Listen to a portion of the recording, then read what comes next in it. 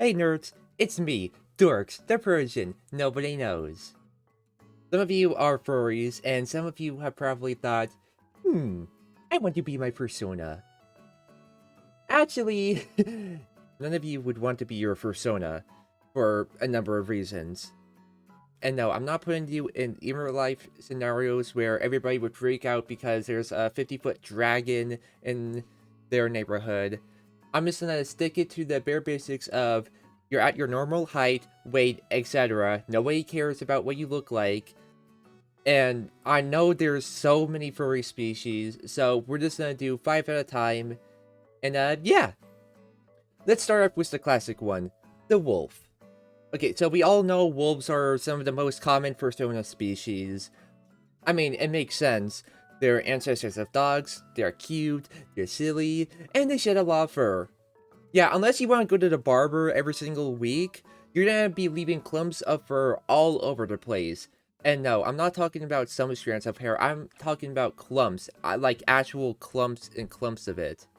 And you won't be leaving some on the ground, you're gonna be leaving them on the bed, the couch, the stuff you touch, and you're most likely gonna be pulling hair out of the pipes every single day. Yeah, so for any dog owners who have fluffy dogs, just be grateful it's not 6 foot and walking around on its 2 legs.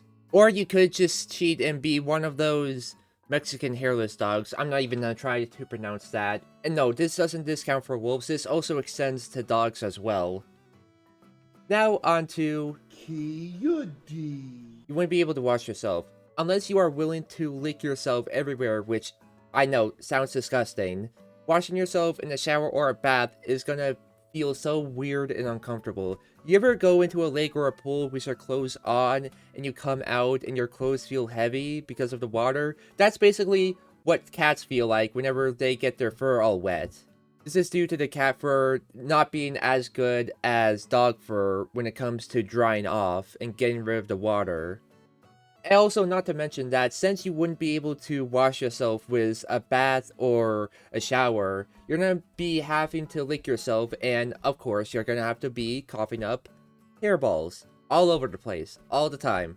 Unless you're one of those Sphinx cats, which, you know, you won't have any problems with the washing or the, you know, cough ball stuff. But you will need a lot of moisturizer.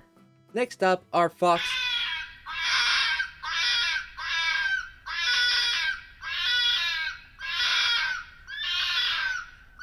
So, yeah, that's what foxes sound like. Unless you would have it under control, the next time you're laughing or making a bunch of noise, expect your neighbors and people around you to think you're kidnapping someone.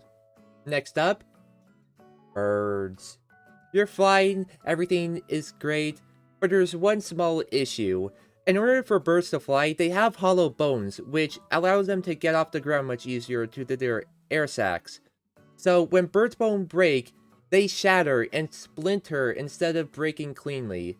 To visualize what I mean, see this? Yeah, but you can definitely repair it. I mean, you know, just need some tape or something.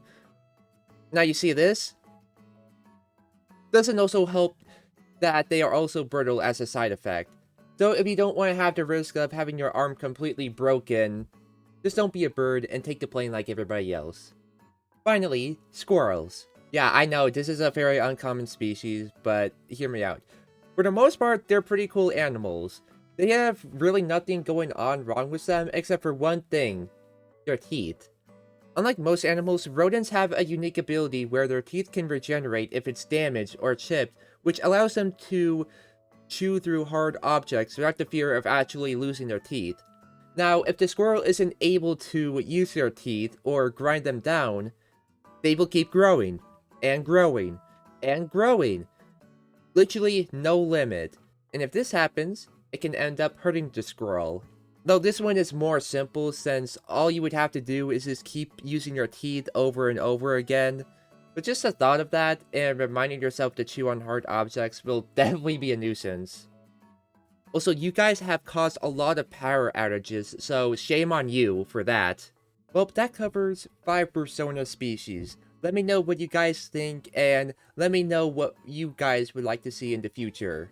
As always, hug your pets, hug your family, hug your friends. You all matter in life. And take care, goobers, and I'll see you all next time.